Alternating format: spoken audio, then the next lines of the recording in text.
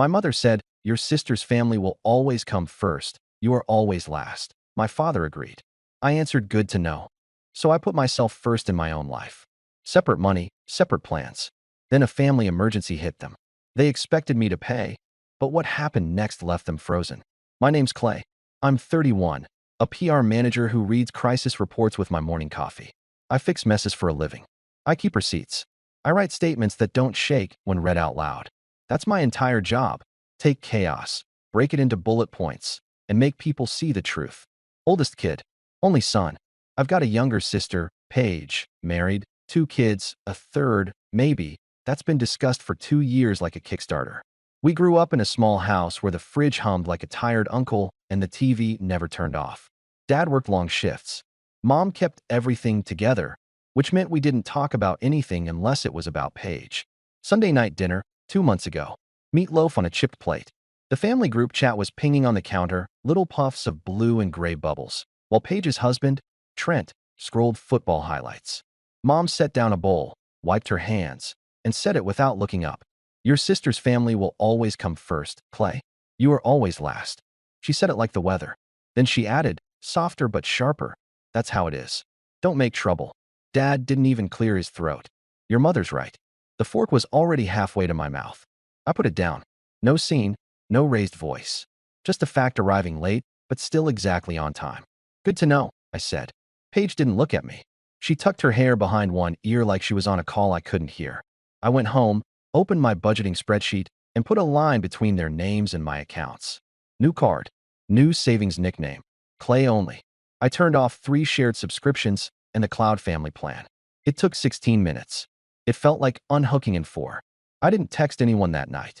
I just wrote one sentence in the Notes app so I wouldn't backslide later. If you are always last in their house, you are first in your own. I slept hard for the first time in months. A week later, a real emergency hit them. Sirens and clipboard reel, and the group chat woke up. They expected me to fix it with a credit limit and a signature. They expected the usual Clay, quiet, fast, invisible. I answered, but not the way they thought. And watching their faces when they realized the script had changed, that was the first silence in our family that wasn't mine. My job trained me for this. In PR, we have something called a war room. It's a small conference room with a whiteboard, a speakerphone that hates humans, and a stack of sticky notes. When something breaks, we sit down and build the story. What happened, who's affected, what we can prove. Then we decide what we won't carry. My family has always been its own campaign. Paige is the client. 10 years of quiet sponsorships. Little things first.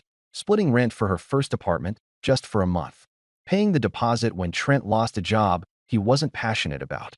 Buying the twin bunk bed when my niece outgrew the crib. I told myself I was being a good brother. I told myself it would end once they stabilized. It never ended. It calcified.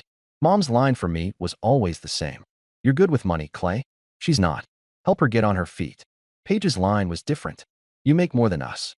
You'll be fine." Dad didn't say much. He just slid envelopes across the table with due dates circled in his blocky pen and said, "Paige is underwater again. Like weather again." There were little humiliations that don't look like anything from the outside. The way Mom would text me the last 4 digits of my card like it belonged to the family. The time Trent borrowed my car, curbed the tire, then posted a picture with the caption, "We outside." I paid for the tire. They commented, "LOL." There were honest moments too. Once, after I covered their daycare bill just this week, Paige hugged me in the driveway and whispered, "I don't know how to do any of this." I almost cried. Then she texted me a Target link for a $280 stroller and wrote, "Thoughts." I closed my phone. I kept a spreadsheet. I didn't plan to. It started as a receipts folder, then it became a tab in my budget, then it grew columns: date, ask, amount, reason given, what I said, what actually happened. I'd scroll it like a yearbook when I couldn't sleep. The totals climbed. They always do. Every family gathering turned into a PR panel where I was the quiet spokesperson for the campaign, keep the boat afloat. Paige brought emergencies. Mom brought guilt. Dad brought his silence. Trent brought reasons. I brought my card. If you need the timeline. Year 1, rent top-ups, utilities, oops. And 2, it's the baby panics. Year 2, car repairs, Trent's certification course he didn't finish, and the infamous, we forgot taxes. Year 3, we're moving, which meant I paid first and last month plus a U-Haul. The truck had my name on it. The lease did too. Year 4.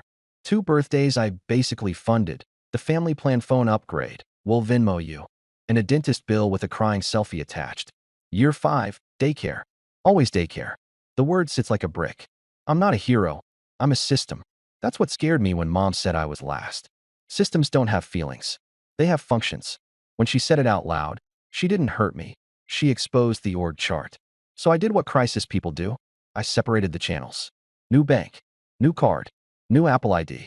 I removed my email from their streaming accounts and the shared grocery list I'd been contributing to. I canceled one life raft at a time. I didn't announce it. I just unlinked. Then the emergency. Paige called me from the passenger seat of a Honda with the hazard lights ticking like a metronome. The baby had a fever that would not break. The urgent care had turned them away because of a billing issue. She was sobbing hard, the kind where words slide around. I could hear Trent cursing and the beep-beep of a card decline. They need a $1,200 hold, she said. Our card isn't going through. Please. Minutes later, Mom called, voice already up the staircase of accusation. If you cared about family, you'd have a card on file with them. This is what we meant by first. Dad took the phone. Son, fix it. We'll talk after. I stood in my kitchen with my hand on the counter. My phone showed me my face in the black. I could have paid it in 18 seconds. I have a good job. My emergency fund is boring and stable. I could have bought the whole urgent care patio furniture if they'd asked.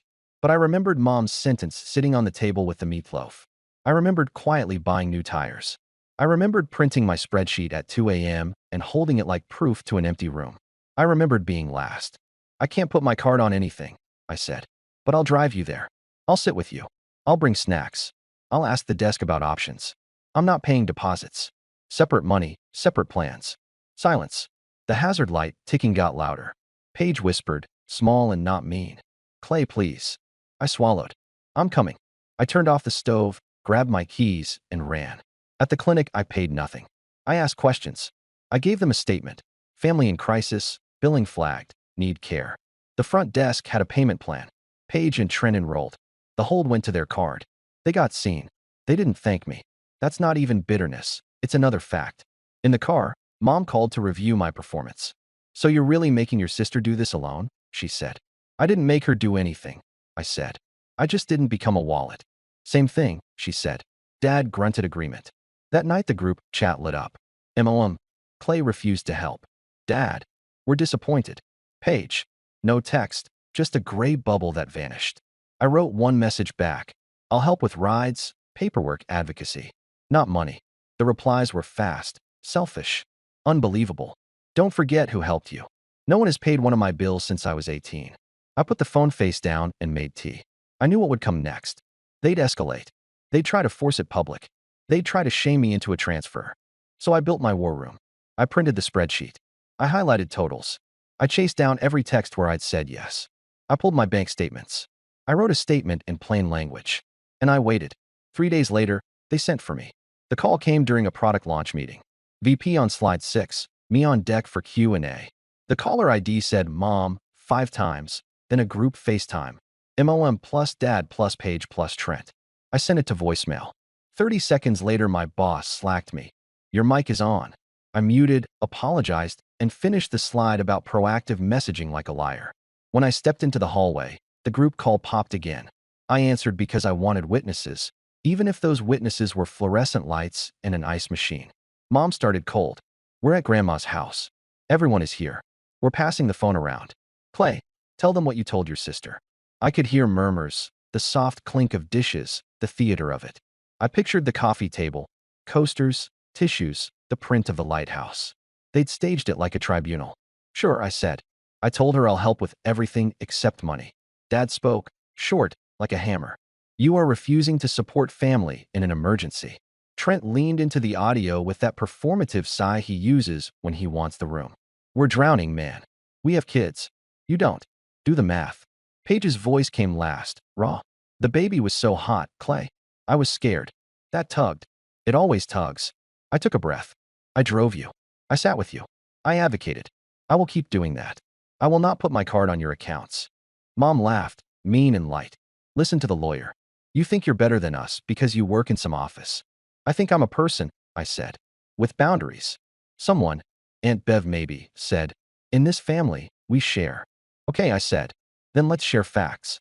I walked to an empty conference room, shut the door, opened my laptop, and turned on my camera. Hi, I said. I brought documentation. I shared my screen. No drama, no venom. Just a Google sheet titled Family Support Log. The grid filled the call like a baptism. Mom, what is this? Receipts, I said. 5 years. I didn't want to use this. But since we're holding court, I want the record. Row by row, I read. Date, amount, reason, their words, copied and pasted. The $740 emergency rent, or we'll be on the street. The $1,350 daycare, just for 2 weeks. The $900 tires, we'll Venmo you Friday. The $2,400 moving costs. The $600 back taxes with a photo of a pink envelope. The $89 phone upgrade for the family plan. The $280 stroller that came with a heart emoji. I scrolled to the total. It was a number you feel in your chest. Paige started crying. Not rage tears. The kind that metabolize shame. Trent muttered, "This is so petty." Dad cleared his throat, like maybe he was choking on his own history. Mom said, "Oh, so you've been counting." "Yes," I said. "Counting is how budgets work." I dropped a folder into the call. PDFs of our texts, screenshots of "we'll pay you back," with dates, the repeated "just this once" lined up like fence posts. Then I did the PR thing I'm best at. I framed the message. "Here's my boundary," I said, steady. "No shared accounts. No card on file. No recurring charges. I will drive you. I will watch the kids. I will bring groceries you choose from a list within a budget. I will sit in waiting rooms. I will babysit during interviews. I will help you write emails. I will not fund your lives." Silence. "Aunt Bev, he's humiliating you, Paige." I shook my head. "I'm humiliating nobody. I'm telling the truth." Mom tried to spin. "He's punishing us because we said Paige comes first." I looked into the camera. "You said I'm last. I believed you. Now I've organized my life accordingly." Dad found his voice. "Clay, this is not how family works." "I agree," I said. "It's how banks work. And I'm not one." The chat blew. Cousins, uncles, the side characters all chiming in. "Money isn't everything. Kids are expensive. You'll understand someday." The word selfish sailed past me 5 times. I held up the last page, a simple 1-sentence plan. "From today," I read, "we run on separate money and separate plans." Mom tried one more time. "You'll regret this." I smiled small. "Maybe, but I'll regret it alone. Not while paying your late fees." I ended the call. I printed the spreadsheet on actual paper, the kind that thumps when it lands, and put it in a blue folder. Then I went back to work and answered questions about a snack brand with a straight face. The tribunal wasn't over. It was moving to a bigger room. They did what I knew they'd do. They took it public. The group chat buzzed like a hive. Siblings, cousins, second cousins we only see at funerals. Everyone adding commentary to a movie they arrived late to. Mom posted a paragraph with the tone of a pastor who's tired of sin. "Clay is withholding support during a medical crisis. He's kept a list of our struggles like a debt collector. We raised him better." Dad added a thumbs up. Trent replied with a screenshot of a bill like a court exhibit. Paige said nothing for 8 hours. Then she posted a photo of the baby sleeping, cheeks flushed and damp, and wrote, "We're okay." That was the only line that mattered. I didn't post my spreadsheet in the chat. I didn't tag anyone. I didn't leak anything. That is not my job outside the office. But I did something that mattered more. I made it impossible for my money to be accidentally helpful. I removed my card from autofill everywhere. I called the pediatric clinic and asked to permanently remove my information from any backup payer fields. They had me on there from the year I paid for flu shots. I called the pharmacy and did the same.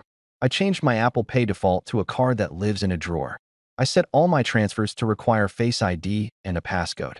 I wrote, "No family reimbursements" on a sticky note and put it on my wallet like a curse. Then I changed the family plan phone account. This one hurt because there were memories buried in that bill. Paige's text from when I held her newborn at 3:15 a.m., Dad's calls during his late shifts, but it had always been under my name. I split it.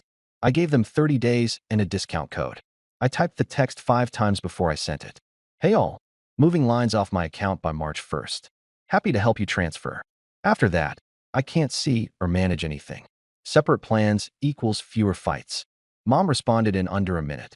"So you're abandoning your family twice." I didn't answer. I took a walk. The sky was that wide winter blue that looks fake. I breathed until my hands stopped buzzing. The next week was loud, then quiet. There were the expected flares, a cousin calling me cold, an aunt posting a Facebook status about modern selfishness, Trent DMing me man to man to say I was ruining Paige's mental health. I ignored the chorus and watched behavior.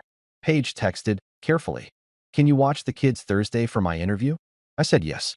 I made dinosaur nuggets, cut grapes, wiped noses, read the same book 4 times. When she came back, hair frizzy from the rain, she stood in the hallway and stared at me like I was something she didn't recognize. "I got the second interview," she said. "That's great." She nodded. "I signed up for a budgeting class at church." "Cool." She swallowed. "I knew you were keeping track," she said, voice not accusing, just stunned. I didn't know the number would make me feel like I stole something. "You didn't steal," I said. "You asked." I said yes. "I shouldn't have." Her mouth trembled. "Mom said you hate us now." "I don't," I said. "I just love myself too." That night Dad called. He didn't talk about bills. He asked about my job. He asked if my back still hurt from sitting all day. He told me he'd seen a weird ad for almond milk. Small talk, but from him it was basically poetry. "I'm not choosing sides," he said finally. "I'm just old and tired." "Okay," I said. It wasn't forgiveness, but it was a short ceasefire, and I took it. Mom, meanwhile, escalated. She called my boss. I found out when HR forwarded an email with the subject concerning your employee Clay. In it, Mom wrote that I had ethical problems with money and suggested clients not trust me. HR asked, gently, "Is there anything we should know?" I asked for a Zoom. I told the truth, clean and boring. Family boundary, financial entanglement, recent separation. I showed none of the spreadsheet. I said, "If my performance changes, tell me." My boss laughed, not unkindly. "Your crisis memo last week was a banger," she said. "We're good." Then she added, "But maybe change your emergency contact." I did. I put my best friend Noah. I texted him a screenshot with a skull emoji. He replied, "About time." After that, the quiet grew. It wasn't the warm quiet of resolution. It was the hollow quiet of a house after a storm. Everything damp, waiting to see what held and what didn't. Then the second emergency. Trent's car got repossessed. It was a Tuesday. He'd been juggling payments and lost. He texted me 3 lines. "They took the car. Need $1,800 to get it back. I start a job next week. Help." I stared at the numbers. The old reflex twitched. The new rule held. "I can't pay that," I wrote. "I can coordinate rides. I can set up a GoFundMe if you send me copy. I can help you talk to the lender." He replied with a wall of heat. "You loved being needed until it cost you." "No." I typed, then deleted. Sometimes the only statement is no statement. I drove the kids to school the next day. I taught Paige how to use the Notes app to log expenses. I sat with her while she called the lender and asked for a modified plan. We mapped the bus route on paper. I didn't send $1. When you remove money from a system that runs on it, you see the gears. There were fights between Mom and Dad about how we raise our son. There were whispered calls from Aunt Bev saying maybe I had a point. There was a text from a cousin asking for my spreadsheet template for a friend. There was even a message from a number I didn't recognize that just said, "How did you say no? Please tell me." I sent a copied paragraph. I didn't ask who it was. 2 weeks later, Paige texted me a photo, a pay stub. It was small, but it was hers. First check. She wrote with a sun emoji that used to annoy me and now weirdly didn't. I set up automatic bill pay. I sent confetti. She sent a screenshot of a $50 transfer to me with the caption, "Toward old stuff. Won't be much for a while." I didn't accept it. I told her to put it toward diapers. She said, "No, I need to practice." We argued for 3 texts. I let her win. And Mom. She held the line of moral outrage like a general who doesn't know the war is already over. She posted things. She called me names she would hate to hear on her own voicemail. Then she got sick of her own campaign. Outrage is exhausting when the audience doesn't clap. Sunday dinner came around. I didn't go. But then an odd thing happened. Dad showed up at my apartment with a bag of oranges and a folded newspaper. He'd never been to my place. He looked around like he'd walked into a museum. "Your mother made soup," he said, setting the bag on the counter. He didn't bring soup. We sat. He peeled an orange like he had done for me when I was 5 and feverish. We ate in quiet. He took a breath. "She shouldn't have called your work," he said. Agreed. He looked at his hands. "I should have said that earlier." Agreed. He nodded. Paige told us about the budgeting class. She made chili that didn't taste like regret. I laughed for the first time in weeks. He glanced at my wall, where I'd pinned a printout of a quote I'd found on a sticky note in a PR book. "Your story starts when you stop apologizing for your lines." What's that mean? He asked. It means I decide my sentences now. He stood. Okay. He put the newspaper under his arm. See you, son. He used son like an apology. It was enough. The next week the clinic bill came due. Paige and Trent paid the hold in chunks. Not because they got rich. Because they stopped waiting for me to jump. I kept my folder anyway. I like proof, even when I don't need it. I used to think boundaries were doors I slammed. Big, dramatic, satisfying noise. Lately, boundaries feel like sticky notes I put on the right files. Quiet, boring, unarguable. Here's what I know now. You are always last is a sentence about them, not me. I believed it, and it became a budget line. When I stopped believing it, the line closed. Saying, I won't pay is not the same as saying, I don't care. I drove. I watched kids. I filled out forms. I sat in plastic chairs that make your back ache. Caring is work you can't charge to a card. Families that run on one person's invisible money will call you cruel when you unplug. They are grieving the old machine. Let them. They'll either build a new one or learn to carry their own bags. Keeping receipts didn't make me small. It made me honest.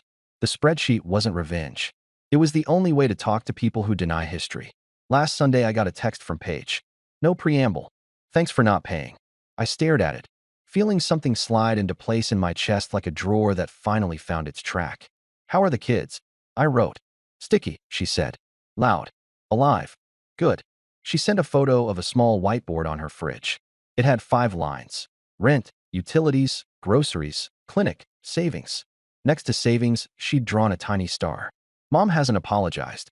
That's not part of her vocabulary. But I noticed she removed the Facebook post about modern selfishness. Dad brings oranges sometimes and sits like he's learning a new language one noun at a time. Trent still hums with defensiveness, but he's been quieter. I'm not reading the group chat like a court docket anymore. Sometimes I mute it for days. My life got wider. I took a weekend trip without calculating how many emergency transfers might hit while I was gone. I started Pilates because my back is loud at 31. I rearranged my living room and realized I'd been saving the couch for a guest who never comes. I kept the headline in my notes app, separate money, separate plans. It's not a threat. It's a recipe. It makes Sunday afternoons taste like rest. If you want a moral, here's mine in one sentence, the way I write it for clients when they start to shake. I won't be last in a house I pay for. When the next family emergency comes, and life says it will, I'll drive, I'll sit, I'll sign my name to a casserole, not alone. And if someone says I am cruel, I'll say, good to know.